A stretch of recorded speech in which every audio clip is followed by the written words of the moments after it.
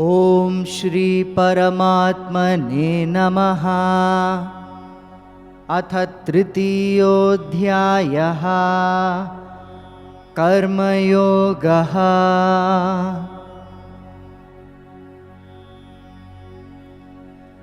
न मे पार्थास्ति कर्तव्यम् त्रिषु लोकेषु किंचन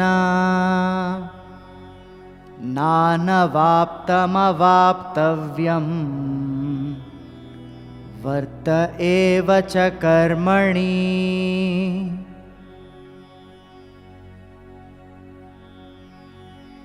यदि ह्यहं न वर्तेयम् जातु कर्मण्यतन्द्रितः मम वर्त्मानुवर्तन्ते मनुष्याः पार्थ सर्वशः।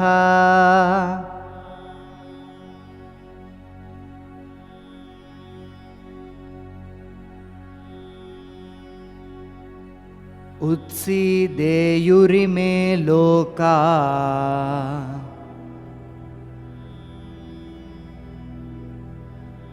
न कुर्यां कर्म चेदहम्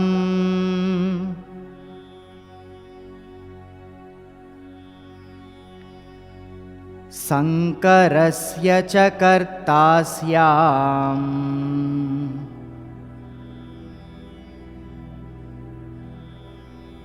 उपहन्यामि माः प्रजाः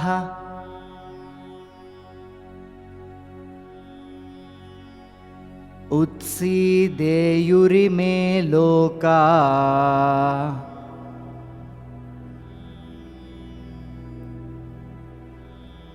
न कुर्यां कर्म चेदहम्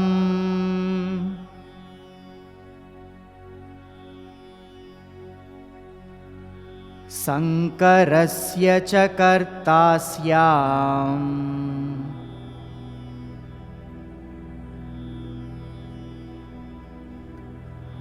उपहन्यामि माः प्रजाः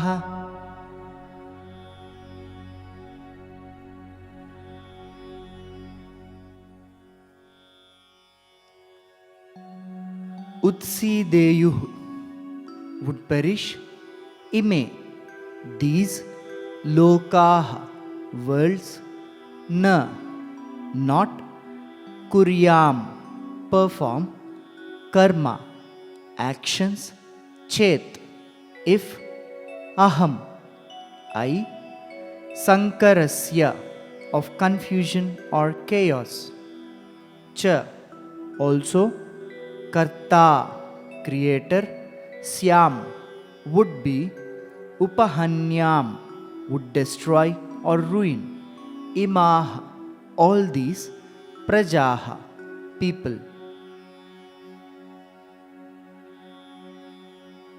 Although Krishna is God, he is constantly engaged in work and an example for everyone to emulate. He is under no compulsion to do so. Still, he is an ideal for others to follow, lest they abandon their duties. Even Arjuna, the best of warriors, wanted to abandon the battlefield, surrendering his Kshatriya dharma.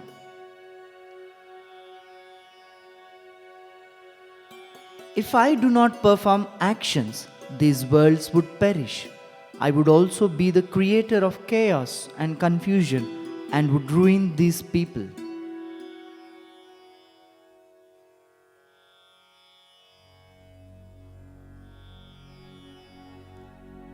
सक्ताः कर्मण्य विद्वांसो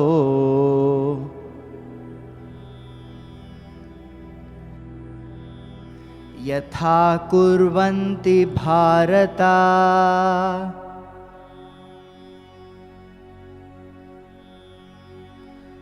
कुर्याद्विद्वांस्तथा सक्तः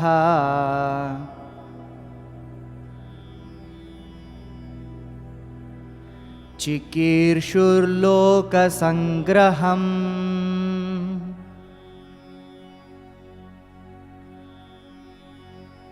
सक्ता सक्ताः कर्मण्यविद्वांसो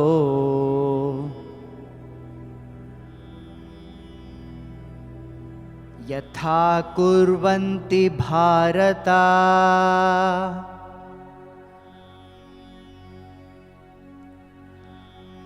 कुर्याद्विद्वांस्तथा सक्तः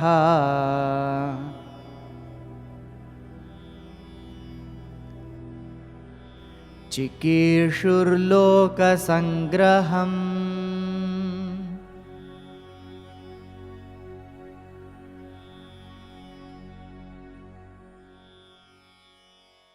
Saktaha, being attached, karmani, to action, avidvamsaha, the ignorant one, yatha, just as, kurvanti, act, bharata, O Arjuna, descendant of Bharata, kuryat, should do, vidwan, the wise one, tatha, so, asaktaha, without attachment, chikirshu, wishing, loka sangraham, welfare or guidance of the world.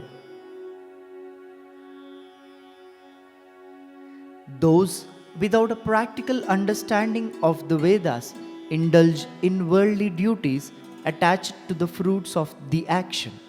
However, the enlightened ones engage selflessly in work for the collective good of everyone.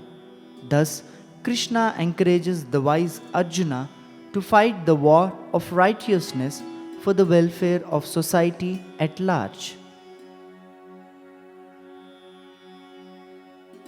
O Arjuna, just as the ignorant ones act with attachment to the fruits of action, so should the wise do actions but without attachment, wishing the welfare of the world.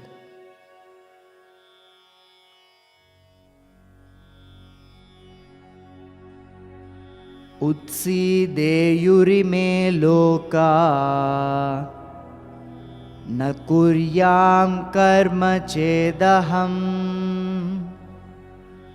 संकरस्य च कर्ता स्याम् उपहन्यामि माः प्रजाः।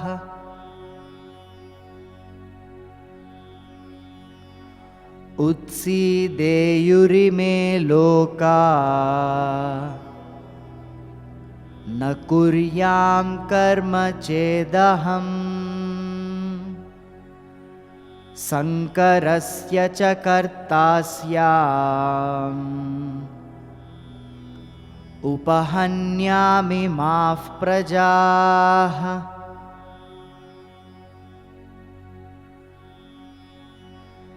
सक्ताः कर्मण्यविद्वांसो यथा कुर्वन्ति भारत कुर्याद्विद्वांस्तथा सक्तः चिकीर्षुर्लोकसंग्रहम्।